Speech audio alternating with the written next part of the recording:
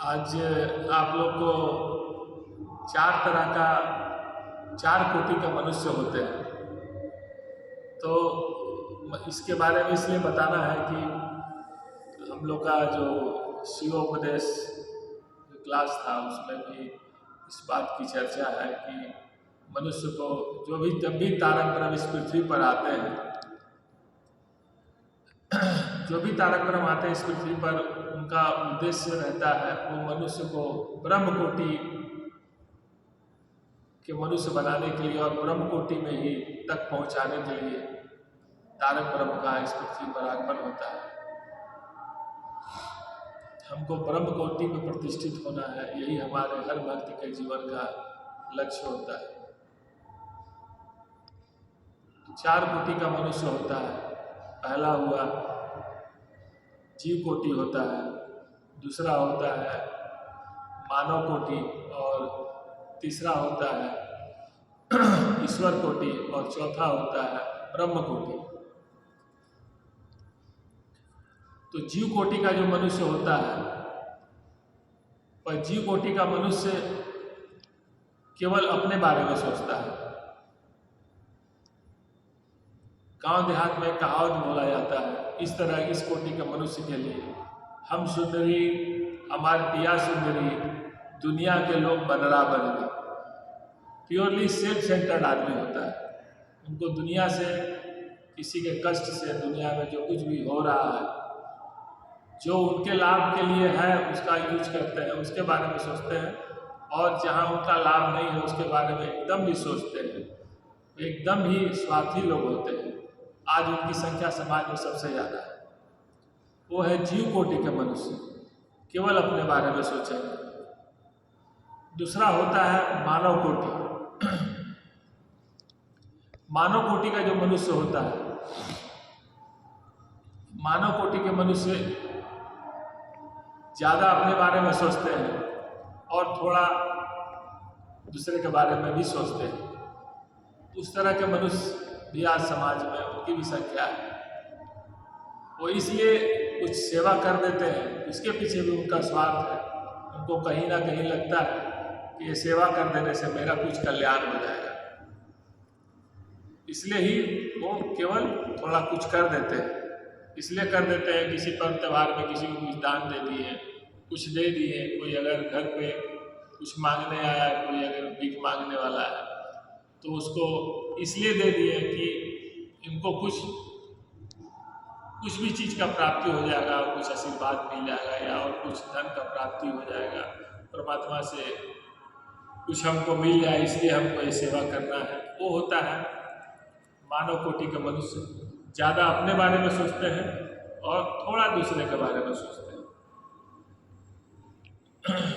तीसरा होता है ईश्वर कोटि का मनुष्य।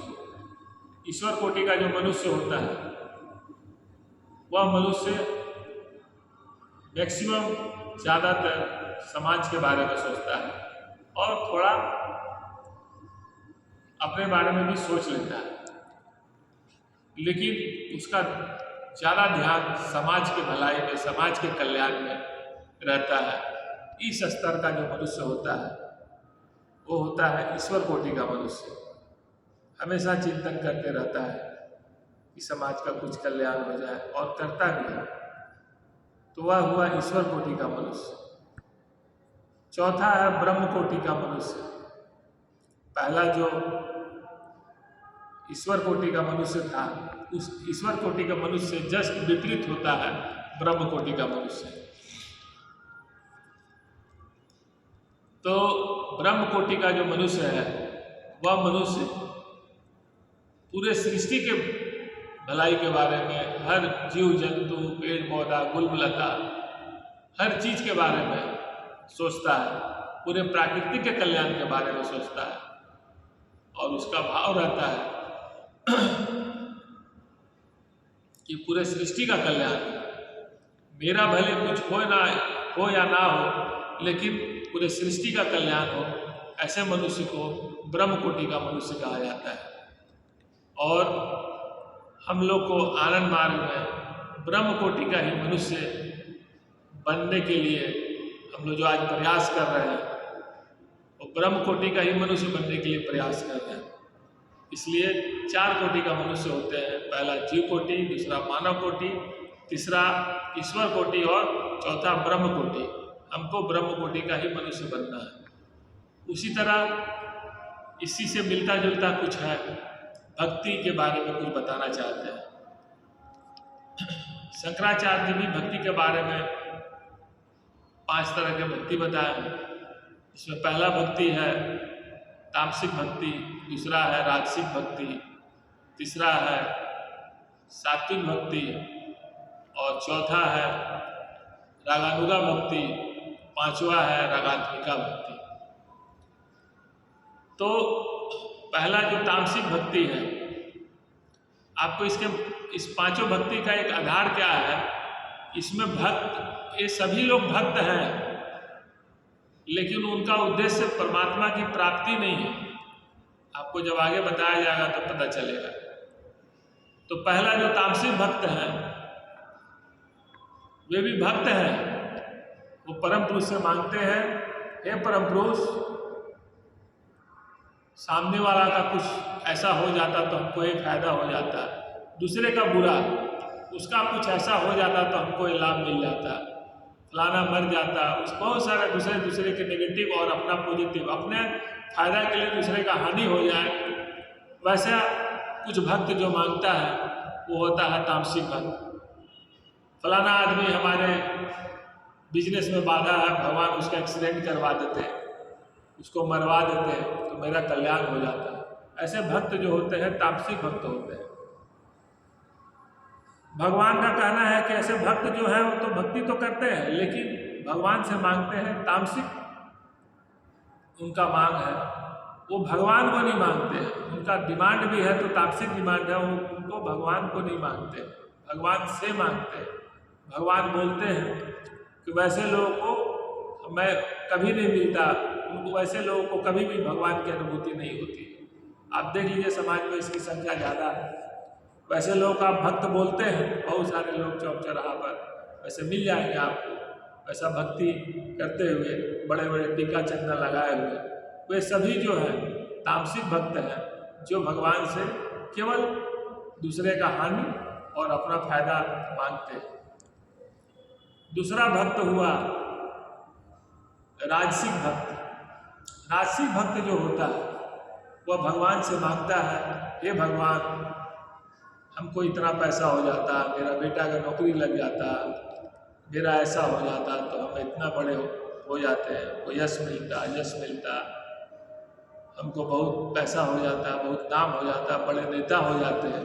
इस तरह का बहुत कुछ मांगता है भगवान से, परंतु भगवान को नहीं मांगता है। भगवान से मांगता है लेकिन भगवान को नहीं मांगता है। इसलिए भगवान कहते हैं कि मैं इन्हें भी कभी रियलाइज नहीं होता, मैं इन्हें भी कभी प्राप्त नहीं होता, वैसे लोगों को भी कभी मैं अनुभूति नहीं होने देता, क्योंकि वो तो राजसी भक्त है, वो तो अपने केवल अपना सुख का चीज ही केवल मांग रहे हैं। उनके जीवन का उद्देश्य जो है वो परमात्मा नहीं है।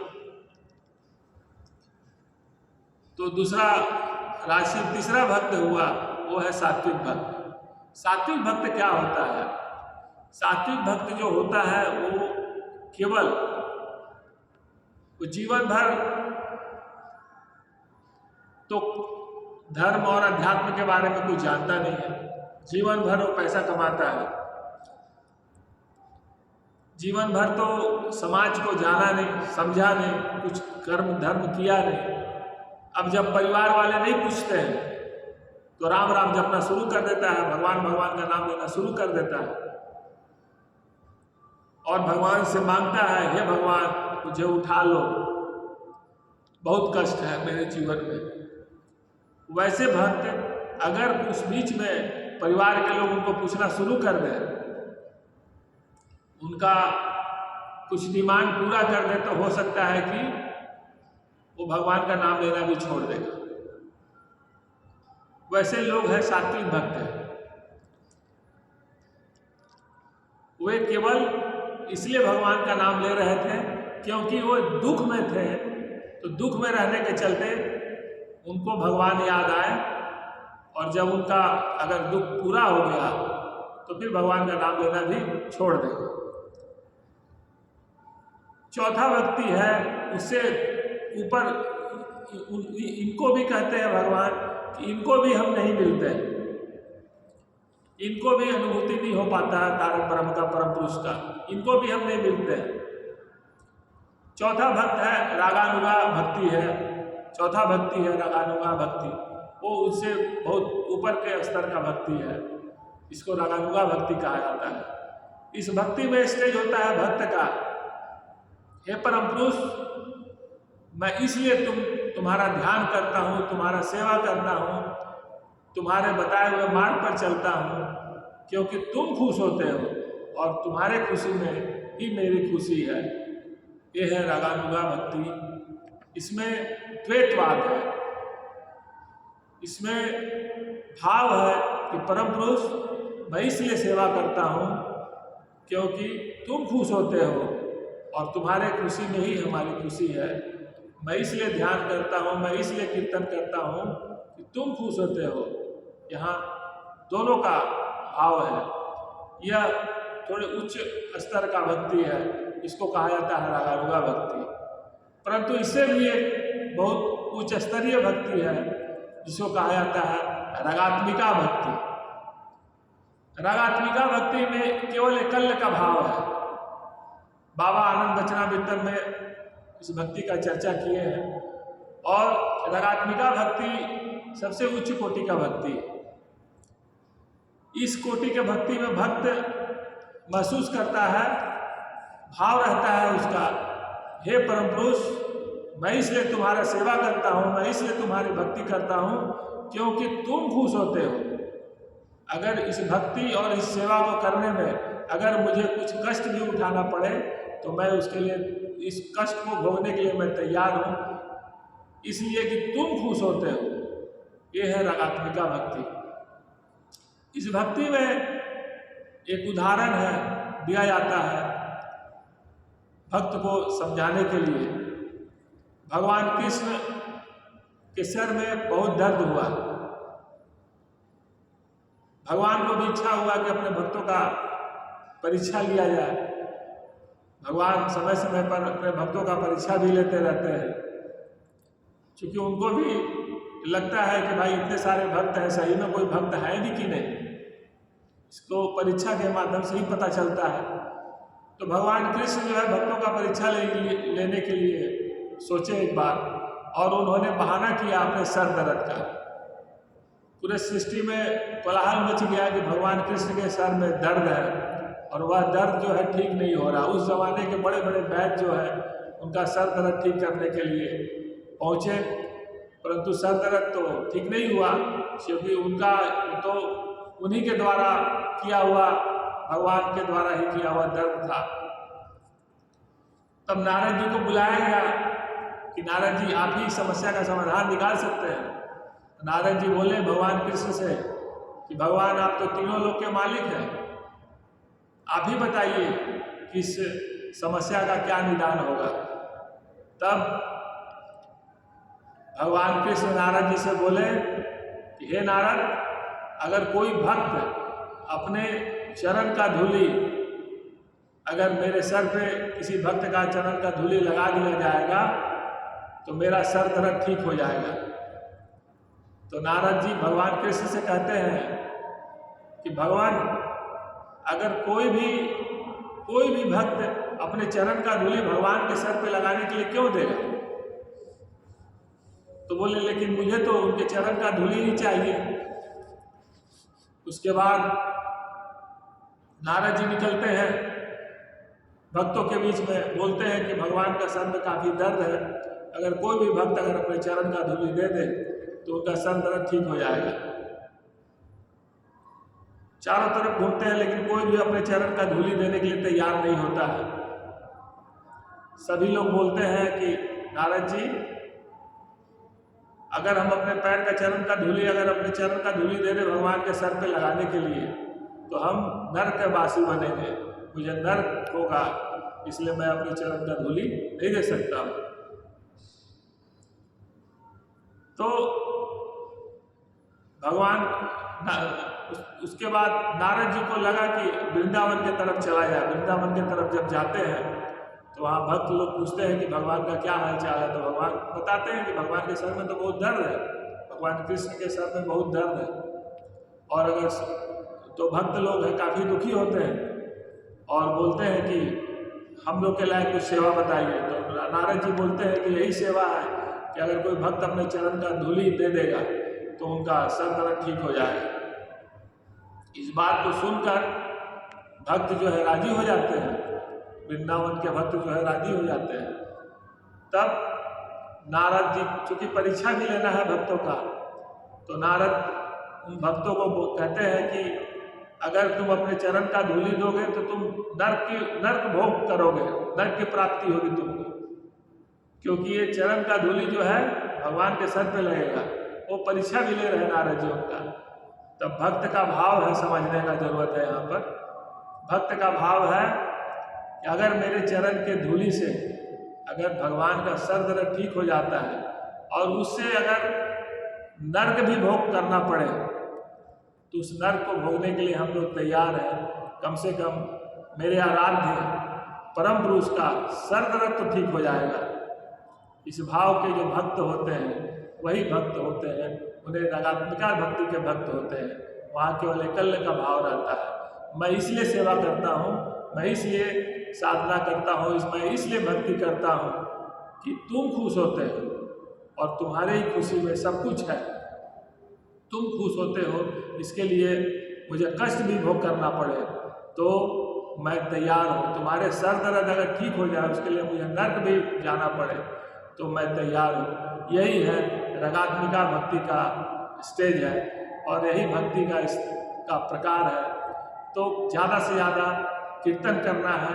कीर्तन इसलिए करना है, इस पृथ्वी पर अभी तक जितना भी भक्ति का जो भक्ति को बढ़ाने का जो कुछ भी उपाय है, जो कुछ भी साधन है, उसमें कीर्तन सबसे सर्वोपरि है। कीर्तन ही जो है वो भक्ति को परमात्मा तक, जो भक्ति के कीर्तन के माध्यम से आदमी परम पुरुष को अपने तक, परम पुरुष को अपने में, परमात्मा में मर्ज करने का, परमात्मा में का फीलिंग कीर्तन के माध्यम से ही संभव है। कीर्तन का मतलब ही होता है गुणगान करना, प्रशंसा करना। कीर्तन अगर करना है तो किसका करना है? हरि का कीर्तन करना है, परम पुरुष का कीर्तन करना है। और जो है इसके बाद की जो क्लास है उसके बारे में बताएंगे। आज इतना ही। चलिए, परम पिता की जय।